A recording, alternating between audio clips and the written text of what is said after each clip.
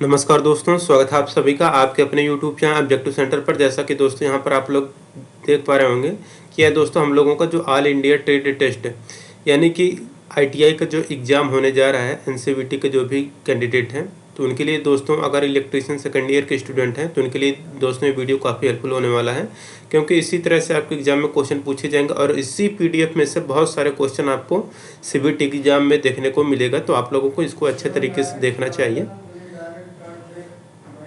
ठीक, तो ये दोस्तों यहाँ पर आपका पहला सेट है। यहाँ पर मतलब ये जो है ऑफिशियल है दोस्तों, ऑफिशियल पीडीएफ।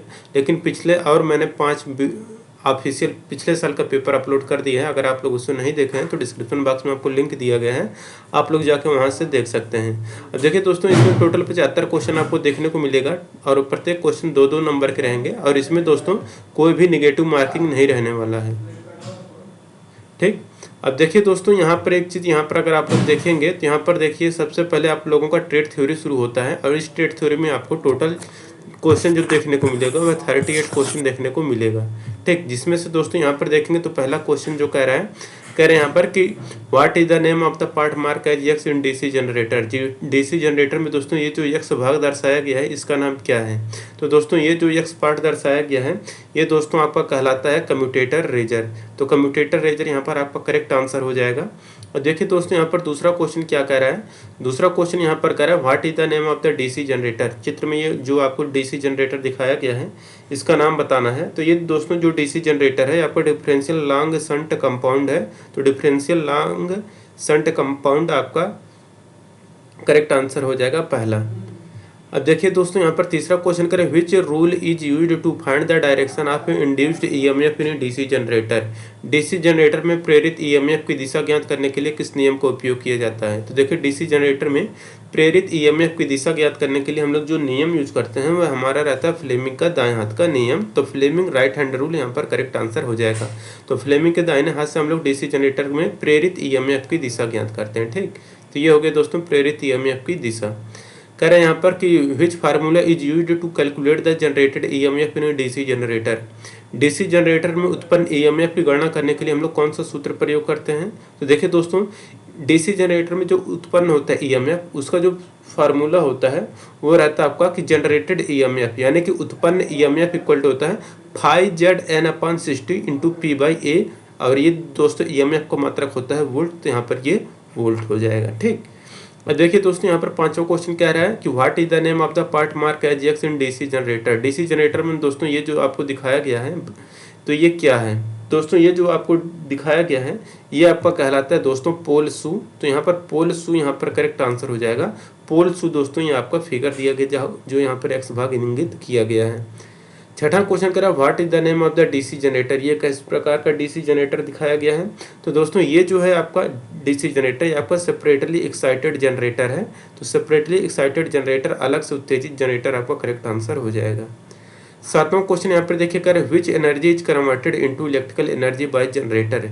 जनरेटर के द्वारा किस ऊर्जा को विद्युत ऊर्जा में परिवर्तित किया जाता है? तो देखिए दोस्तों कि जनरेटर के द्वारा हम लोग क्या करते हैं कि यांत्रिक ऊर्जा को विद्युत ऊर्जा में बदलते हैं। तो जनरेटर की जब भी बात करेगा, देखिए यहाँ पर जनरेटर की बात करेगा तो यांत्रिक ऊर्जा को विद्युत ऊर्जा में, अगर यहीं पर मोटर की बात करता तो विद्युत ऊर्जा यांत्रिक ऊर्जा में बदलती, तो वो उल्टा हो जाता है। ठीक, अब देखिए यहाँ पर आठवां क्वेश्चन करें what is the name of the DC generator है। ये किस प्रकार का डीसी जनरेटर दिखाया गया है? तो ये दोस्तों जो डीसी जनरेटर है ये आपका कहलाता है कम्युलेटिव कंपाउंड जनरेटर। तो कम्युलेटिव कंपाउंड जनरेटर यानी कि संचयी यौगिक जनरेटर आपका करेक्ट आंसर हो जाएगा। अब अगला क्वेश्चन यहाँ पर देखिए कह रहा है कि what is the principle of DC generator. DC generator जो होता है यह किस सिद्धांत पर कार्य करता है? तो जो डीसी जनरेटर होता है यह फैराडे के विद्युत चुंबकीय प्रेरण के सिद्धांत पर कार्य करता है। तो डीसी जनरेटर फैराडे के विद्युत चुंबकीय प्रेरण के सिद्धांत पर कार्य करता है। तो Faraday law of electromagnetic induction यहाँ पर करेक्ट आंसर हो जाएगा चौथा। पांचवा क्वेश्चन कर रहा है what is the formula for dynamically induced EMF. गतिशील रूप से प्रेरित ईएमएफ के लिए सूत्र क्या होता है? तो देखिए गतिशील रूप से प्रेरित ईएमएफ का जो सूत्र होता है वह रहता है आपका BVL sin थीटा। ठीक, तो यहाँ पर आपका तीसरा करेक्ट आंसर हो जाएगा। 11 नंबर क्वेश्चन कह रहा है यहाँ पर कि which rule is used to find direction of magnetic field, चुंबकीय क्षेत्र की दिशा ज्ञात करने के लिए किस नियम का उपयोग किया जाता है। तो देखिए चुंबकीय क्षेत्र की दिशा ज्ञात करने के लिए हम लोग जो नियम यूज करते हैं वह रहता है आपका राइट हैंड पाम रूल। तो दाहिने हाथ की हथेली नियम, तो राइट हैंड पाम रूल के द्वारा हम लोग चुंबकीय क्षेत्र की दिशा ज्ञात करते हैं। 12 नंबर क्वेश्चन करें what is the name of the part of DC generator. DC generator का ये जो भाग आपको दिखाया गया है, तो ये दोस्तों ऊपर का आवरण है और इस ऊपर के आवरण को ही हम लोग कहते हैं दोस्तों यहाँ पर योक या फ्रेम। तो जो बाहरी आवरण होता है जो कि यांत्रिक झटकों से बताता है या यांत्रिक सुरक्षा प्रदान करते हुए हमारा योक या फ्रेम कहलाता है या बाहरी आवरण। ठीक। 13 नंबर क्वेश्चन है how many parallel path in duplex lap winding of a 4 pole DC generator. 4 pole DC generator में डुप्लेक्स लैप वाइंडिंग में कितने समानांतर पाथ होंगे। तो देखिए दोस्तों लैप वाइंडिंग में क्या होता है कि यह आपका हो जाएगा यहाँ पर 8 हो जाएगा। तो 4 पोल है तो डुप्लेक्स है तो यहाँ पर 8 हो जाएगा, 2 गुना हो जाएगा। ठीक। तो 13 है कि यहाँ पर तीसरा करेक्ट आंसर हो जाएगा 8। 14 नंबर क्वेश्चन करें name the part of DC generator. DC generator के भाग का नाम बताना है। तो देखिए ये जो आपको डीसी जनरेटर दिखाया गया है यह आपका कहलाता है आर्मेचर कोर लेमिनेशन। तो आर्मेचर कोर लेमिनेशन है ये। 15 नंबर क्वेश्चन करें how interpoles are connected in a DC generator. DC generator में इंटरपोल कैसे जुड़ते हैं। तो देखिए डीसी जनरेटर में जो इंटरपोल जुड़ते हैं यह जुड़ते हैं आपके in series with armature. Armature के साथ श्रृंखला में डीसी जनरेटर में इंटरपोल जुड़ते हैं। 16 नंबर क्वेश्चन करें which voltage drop is indicated in a portion mark as X. किस वोल्टेज ड्रॉप को एक्स के रूप में चिन्हित किया गया है। तो देखिए एक्स के रूप में ये जो चिन्हित किया गया है यह कहलाता है आपका दोस्तों आर्मेचर रिएक्शन ड्रॉप। तो आर्मेचर रिएक्शन ड्रॉप यहाँ पर करेक्ट आंसर हो जाएगा। ठीक। 17 नंबर क्वेश्चन है करें why the armature core of a DC generator is laminated. क्यों एक डीसी जनरेटर के आर्मेचर कोर पटलित हैं। तो देखिए एक डीसी जनरेटर के कोर जो होते हैं आर्मेचर कोर होते हैं वह पटलित क्यों बनाए जाते हैं, इसका यही कहने का मतलब है। तो देखिए डीसी जनरेटर में आर्मेचर कोर को पटलित करने से या लेमिनेटेड करने से क्या होता है कि जो ईडी करंट लॉस होता है वह कम हो जाता है। तो रिड्यूस द ईडी करंट यानी कि भंवर धारा हानियाँ कम हो जाती हैं। भंवर धारा हानियों को ही कम करने के लिए हम लोग आर्मेचर का जो कोर होता है उसको हम लोग लेमिनेटेड करते हैं। 18 नंबर क्वेश्चन करें why armature resistance of a DC generator is very low. DC generator का आर्मेचर प्रतिरोध बहुत कम क्यों होता है। तो देखिए डीसी जनरेटर का आर्मेचर प्रतिरोध बहुत कम होने का जो रीजन रहता है वो रहता है कि आर्मेचर वोल्टेज ड्रॉप को कम करें। तो रिड्यूस आर्मेचर वोल्टेज ड्रॉप। ठीक। तो 18 का यहाँ पर दूसरा करेक्ट आंसर हो जाएगा। 19 नंबर क्वेश्चन कर why the DC generator should run in clockwise direction only. DC generator को घड़ी की दिशा में ही क्यों चलाना चाहिए। तो देखिए डीसी जनरेटर में घड़ी के ही दिशा में ही चलाने का जो मेन रीजन रहता है वो रहता है कि प्रोटेक्ट द रेजिडुअल मैग्नेटिज्म। अवशिष्ट चुंबकत्व की रक्षा करने के लिए हम लोग डीसी जनरेटर को घड़ी की दिशा में ही चलाना चाहिए। Why compensating winding is provided in large DC generator. बड़े डीसी जनरेटर में घुमावदार क्षतिपूर्ति क्यों प्रदान की जाती है। तो देखिए बड़े डीसी जनरेटर में जो घुमावदार क्षतिपूर्ति प्रदान की जाती है वो किया जाता है दोस्तों neutralize armature reaction effect. Armature प्रतिक्रिया प्रभाव को बेअसर करने के लिए हम लोग बड़े डीसी जनरेटर में घुमावदार क्षतिपूर्ति प्रदान करते हैं। 21 नंबर क्वेश्चन करें what is the purpose of pole shoe in DC generator. DC generator में पोल शू का उद्देश्य क्या है। तो देखिए डीसी जनरेटर में पोल शू का जो मेन रीजन रहता है दोस्तों वो रहता है आपका कि spread out flux informally in the air gap, यानी कि एयर गैप में समान रूप से फ्लक्स को फैलाए रखने के लिए हम लोग डीसी जनरेटर में पोल शू लगाते हैं। ठीक। 22 नंबर क्वेश्चन कह रहा है what is the function of split ring in DC generator. DC generator में स्प्लिट रिंग का कार्य क्या है। तो देखिए डीसी जनरेटर में स्प्लिट रिंग का जो कार्य होता है वो रहता है आपका कलेक्ट्स द करंट यूनिडायरेक्शनली। धारा को एक दिशा में एकत्र करता है। तो डीसी जनरेटर में स्प्लिट रिंग का कार्य क्या है कि धारा को एक दिशा में एकत्रित करने का कार्य ही स्प्लिट रिंग करता है। ठीक। तो स्प्लिट रिंग जो हम लोग डीसी जनरेटर में लगाते हैं वह धारा को एक दिशा में एकत्रित करता है। 23 नंबर क्वेश्चन करें which material is used to make brush in generator. Generator में ब्रश बनाने के लिए किस सामग्री का उपयोग करते हैं। तो देखिए जनरेटर में ब्रश बनाने के लिए हम लोग जो मटेरियल यूज करते हैं वह मटेरियल रहता है हम लोगों का कार्बन एंड ग्रेफाइट। कार्बन और ग्रेफाइट का ही हम लोग ब्रश बनाते हैं। ठीक। अब देखिए 24 नंबर क्वेश्चन करें, why DC generator are losing their या लॉसिंग देयर रेजिडुअल मैग्नेटिज्म। क्यों डीसी जनरेटर अपने अवशिष्ट चुंबकत्व खो देते हैं? तो देखिए जिसके कारण डीसी जनरेटर अपने विशिष्ट चुंबकत्व खो देते हैं उसका मेन रीजन रहता है कि change the direction of rotation very often. Rotation की दिशा अक्सर बदलती रहती है जिसके कारण डीसी जनरेटर का जो चुंबकत्व होता है वह खत्म हो जाता है। 25 नंबर क्वेश्चन है, which type of DC generator is used for long distance distribution line. लंबी दूरी की वितरण लाइनों के लिए किस प्रकार के डीसी जनरेटर का उपयोग किया जाता है? तो देखिए लंबी दूरी की वितरण लाइनों के लिए हम लोग जिस प्रकार के डीसी जनरेटर का उपयोग करते हैं वह रहता है कि कम्युलेटिव कंपाउंड जनरेटर। तो कम्युलेटिव कंपाउंड जनरेटर 25 का यहाँ पर चौथा करेक्ट आंसर हो जाएगा। संचय यौगिक जनरेटर आपका करेक्ट आंसर हो जाएगा। 26 नंबर क्वेश्चन करें, which type of DC generator is used for arc welding. Arc welding के लिए किस प्रकार के डीसी जनरेटर का उपयोग करते हैं?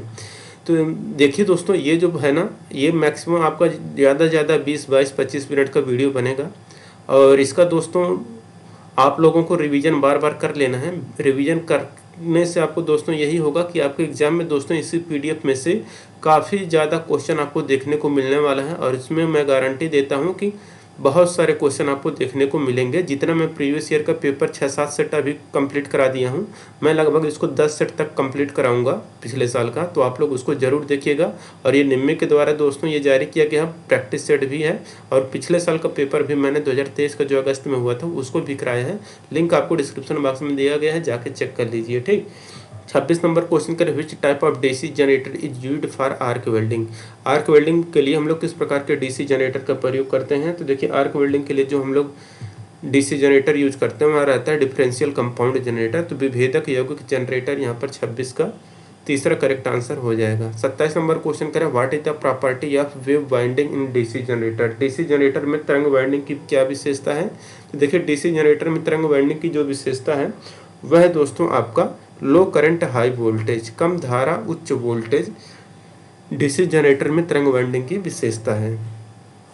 28 नंबर क्वेश्चन करें, what is the purpose of resistance wire used in the commutator connection in DC generator. DC generator में कम्यूटेटर संयोजन में प्रयुक्त प्रतिरोध तार का उद्देश्य क्या है?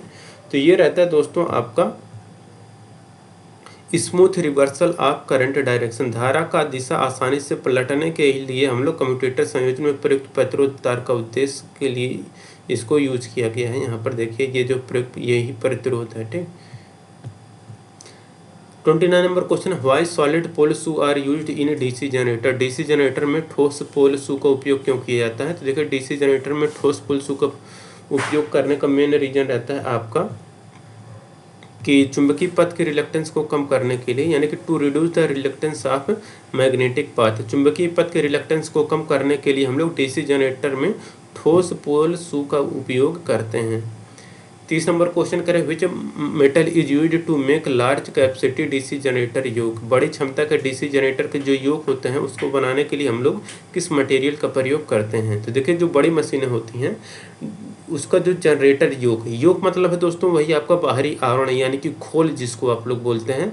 तो बड़ी मशीनों की जो खोल होती हैं या बाहरी आवरण होता है या जो ढांचा होता है उसको हम लोग बनाते हैं, वो रहता है आपका रोल्ड स्टील का। तो रोल्ड स्टील यहाँ पर करेक्ट आंसर हो जाएगा। 31 नंबर क्वेश्चन है, which type of voltage is induced dynamically in a DC generator. DC generator में किस प्रकार का वोल्टेज गतिशील रूप से प्रेरित होता है? तो देखिए डीसी जनरेटर में जिस प्रकार का वोल्टेज गतिशील रूप से प्रेरित होता है वह रहता है दोस्तों आपका अल्टरनेटिंग वोल्टेज। तो अल्टरनेटिंग वोल्टेज यहाँ पर करेक्ट आंसर हो जाएगा। 32 नंबर का क्वेश्चन देखिए क्या कह रहा है, यहाँ पर कह रहे हैं what is the purpose of slot mark as X. X रूप में चिन्हित भाग का नाम बताना है। देखिए एक्स भाग ये जो आपको स्लॉट दिखाया गया है ये आपका कहलाता है टू फिक्स कीवे, कुंजी तरीका ठीक करने के लिए, यानी कि इसी में कुंजी फिक्स होता है जिससे ये जाम हो जाता है और ये घूमता है। ठीक। तो कुंजी यहाँ पर की फिट करने के लिए लगाया जाता है। 33 नंबर क्वेश्चन है, what is the purpose of field coil in DC generator. DC generator में फील्ड कॉइल का प्रयोग क्यों करते हैं? तो देखिए डीसी जनरेटर में फील्ड कॉइल यूज करने का जो मेन रीजन रहता है वो रहता है कि to magnetize the pole to produce coil flux, कुंडली फ्लक्स का निर्माण करने के लिए ध्रुवों को चुंबकित करना डीसी जनरेटर में फील्ड कॉइल का उद्देश्य है। 34 नंबर क्वेश्चन कह रहे हैं which metal is used to make pole core of large DC generator machine. बड़े डीसी जनरेटर मशीनों के पोल कोर बनाने के लिए हम लोग किस धातु का प्रयोग करते हैं? तो इसके लिए हम लोग यूज करते हैं दोस्तों कास्ट स्टील। तो अभी एक क्वेश्चन पहले भी आया है कि बड़े डीसी जनरेटर मशीनों के पोल कोर बनाने के लिए कास्ट स्टील का प्रयोग करेंगे। ये हो गया। अब 35 नंबर क्वेश्चन है why the pole core stamping are laminated in DC generator. क्यों pole core stamping DC generator में पटलित होते हैं? तो इसका मेन रीजन रहता है आपका कि reduce the eddy current loss, भंवर धारा हानियों को कम करने के लिए हम लोग डीसी जनरेटर में जो कोर स्टैंपिंग होता है उसको हम लोग लेमिनेटेड करते हैं। 36 नंबर क्वेश्चन कह रहा है which type of DC generator is used for electroplating process. Electroplating process के लिए किस प्रकार के डीसी जनरेटर का उपयोग किया जाता है? तो देखिए इलेक्ट्रोप्लेटिंग प्रक्रिया के लिए हम लोग जो डीसी जनरेटर यूज करते हैं वह डीसी जनरेटर रहता है आपका शंट डीसी जनरेटर। तो शंट जनरेटर इलेक्ट्रोप्लेटिंग प्रोसेस के लिए हम लोग यूज करते हैं। 37 नंबर question what is the formula to calculate the EMF of a DC motor. तो ईएमएफ डीसी मोटर का जो बैक ईएमएफ निकालने का जो फार्मूला होता है वह कौन सा होता है? तो वो रहता है दोस्तों ईबी, यानी कि back EMF equal to voltage minus armature A voltage. तो I armature voltage I A into R A को ही हम लोग आर्मेचर वोल्टेज कहते हैं। ठीक, अब देखिए तो आई ए इंटू आर ए मतलब आर्मेचर धारा और आर्मेचर यहाँ पर रेजिस्टेंस, दोनों को मिला करके यहाँ पर आर्मेचर का ये ईएमएफ हो जाता है, फिर ये और ये बैक ईएमएफ है और ये टोटल वोल्टेज है। 38 नंबर क्वेश्चन है which instrument is used to measure armature winding resistance. Armature winding प्रतिरोध को मापने के लिए किस उपकरण का उपयोग करते हैं? तो देखिए आर्मेचर वाइंडिंग प्रतिरोध को मापने के लिए हम लोग जो उपकरण यूज करते हैं वह रहता है आपका केल्विन ब्रिज। तो केल्विन ब्रिज आपका करेक्ट आंसर हो जाएगा। तो केल्विन ब्रिज के माध्यम से हम लोग आर्मेचर वाइंडिंग प्रतिरोध को मापते हैं। अब दोस्तों देखिए यहाँ पर ये 38 क्वेश्चन आप लोगों का ट्रेड थ्योरी का कंप्लीट हो चुका है। अब इसके बाद जो क्वेश्चन देखने को मिलेगा वो रहेगा दोस्तों वर्कशॉप कैलकुलेशन एंड साइंस का। टोटल 6 क्वेश्चन इसमें आपको देखने को मिलने वाला है, जिसमें कि दोस्तों आप लोग देखेंगे पहला क्वेश्चन कह रहा है यहाँ पर what is the purpose of A lubricant. स्नेहक का उद्देश्य क्या है, यानी कि हम लोग स्नेहन किस लिए करते हैं? तो देखिए दोस्तों स्नेहन करने का जो मेन रीजन रहता है वो रहता है टू रिड्यूस फ्रिक्शन, यानी कि घर्षण को कम करने के लिए हम लोग स्नेहक का प्रयोग करते हैं। 40 नंबर क्वेश्चन यहाँ पर कह रहे हैं which is used to reduce the friction in machine part. मशीनी भागों में घर्षण को कम करने के लिए किसका उपयोग करते हैं? तो मशीनी भागों में घर्षण को कम करने के लिए जो हम लोग यूज करते हैं वह रहता है हम लोगों का यहाँ पर लुब्रिकेशन या स्नेहक। तो घर्षण को कम करने के लिए हम लोग मशीन में लुब्रिकेशन या करते हैं। 41 नंबर क्वेश्चन कह रहा है 14x plus 3y plus 25x plus 2y का मान क्या होगा। तो देखिए यहाँ पर 14 और 25 इसको अगर हम लोग जोड़ेंगे दोस्तों तो ये हो जाएगा आपको 39x हो जाएगा, और ये 2y और 3y आपस में जुड़ेंगे तो ये 5y हो जाएंगे। 42 नंबर क्वेश्चन का a का पावर m इंटू a का पावर n। तो a का पावर m इंटू a का पावर n हो जाता है आपका a का पावर m प्लस n। तो a का पावर m प्लस 1 यहाँ पर 42 का यहाँ पर ये आंसर करेक्ट हो जाएगा। 43 नंबर क्वेश्चन कह रहा है कौन सा फार्मूला सही, a का पावर m बटे a का पावर n। ये a का पावर n ऊपर जाएगा तो ये माइनस हो जाएगा, तो a का पावर m माइनस n हो जाएगा। यहाँ पर दूसरा सही हो जाएगा 43 का दूसरा। 44 नंबर क्वेश्चन कह रहा है what is the expanded form of a plus B का whole square. a plus B का होल स्क्वायर इक्वल टू होता है a square plus B square plus 2ab। तो 44 के यहाँ पर पहला करेक्ट आंसर हो जाएगा। 45 नंबर क्वेश्चन है which is the symbol of earth. पृथ्वी का प्रतिरोध यानी कि अर्थ का सिंबल क्या होता है? तो ये होता है आपका यहाँ पर अर्थिंग का ये आपका फिगर दिया गया है। 46 नंबर क्वेश्चन है which device is used to start and stop a motor. Motor को चालू और बंद करने के लिए किस उपकरण का उपयोग किया जाता है? तो मोटर को चालू और बंद करने के लिए जो हम लोग उपकरण यूज करते हैं वह रहता है हम लोगों का स्टार्टर। तो स्टार्टर मोटर को चालू और बंद करने के लिए हम लोग स्टार्टर का प्रयोग करते हैं।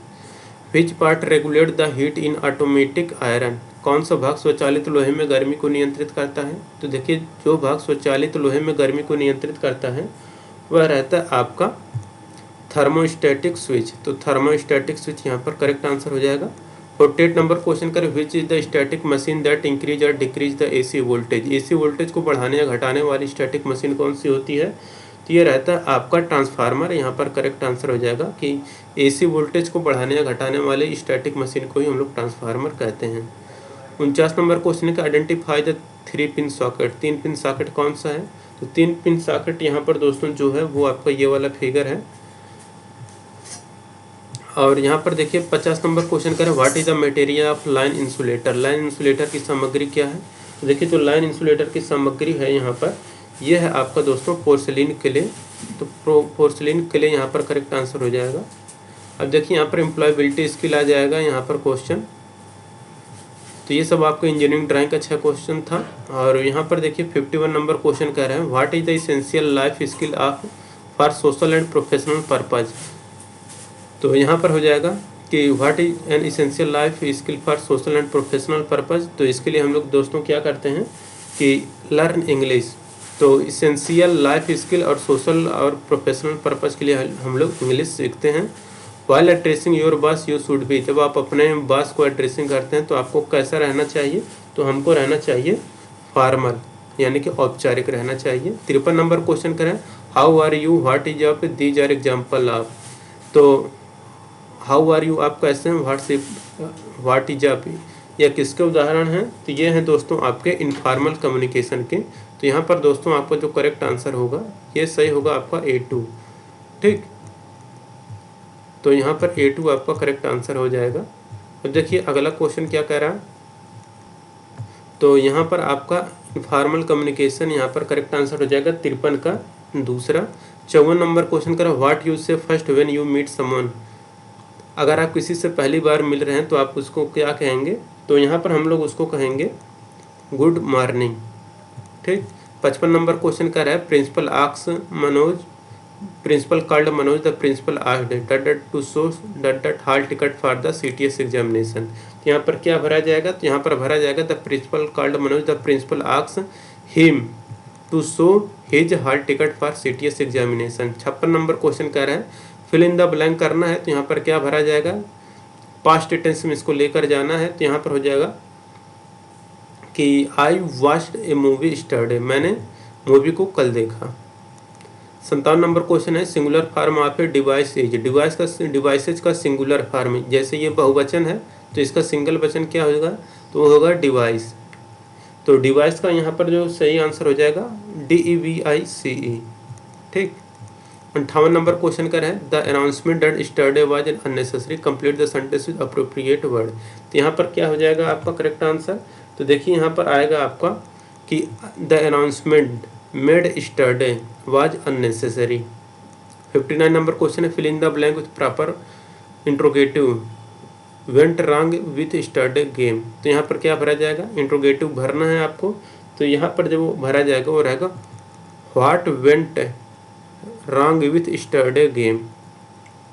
ठीक, अब देखिए जो वर्ब टू का है इसको पैसिव वॉइस में बदलना है। तो पैसिव वॉइस में इसको बदलेंगे तो वॉइस टेकन या वेयर टेकन हो जाएगा। Complete the sentence with appropriate word, the plumber did the tap only now. तो यहाँ पर क्या हो जाएगा?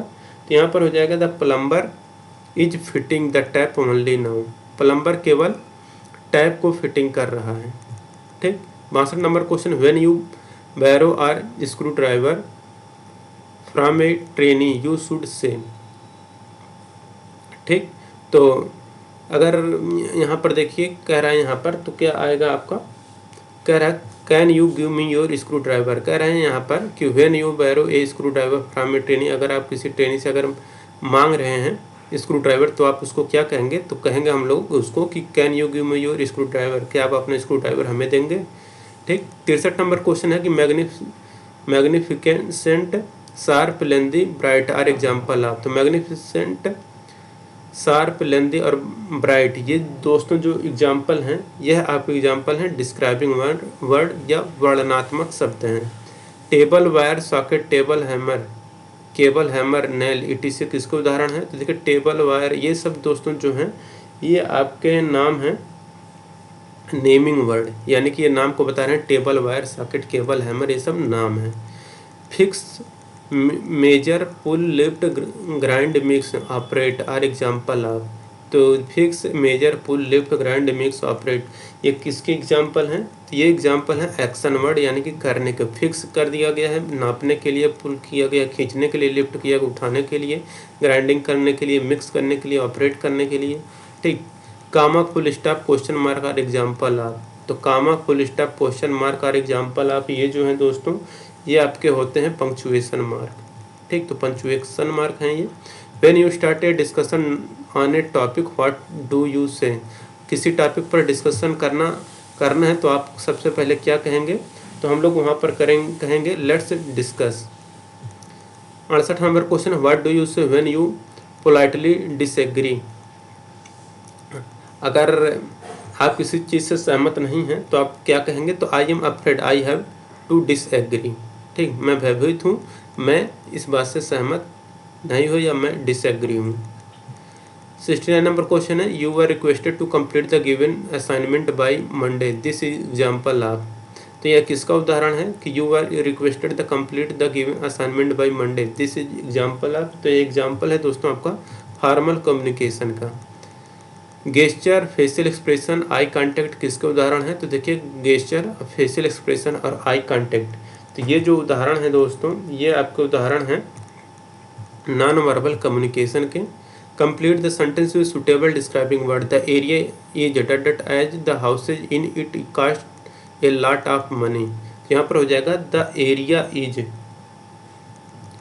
Expensive as the houses in it cost a lot of money हो जाएगा।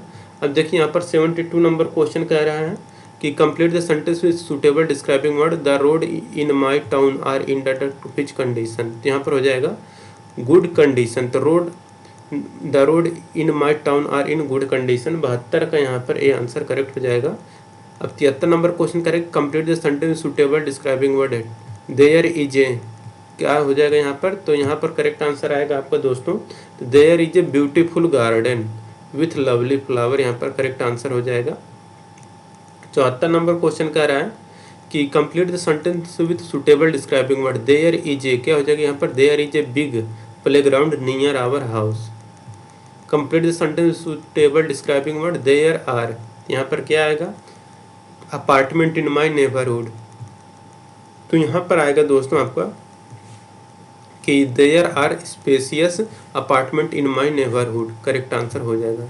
तो दोस्तों जिनको भी ये पीडीएफ चाहिए आप लोग ये जो ऑब्जेक्टिव सेंटर टेलीग्राम चैनल है इसको ज्वाइन कर लीजिएगा, यहाँ पर पीडीएफ मिल जाएगा। मिलेंगे नेक्स्ट वीडियो में। Thank you.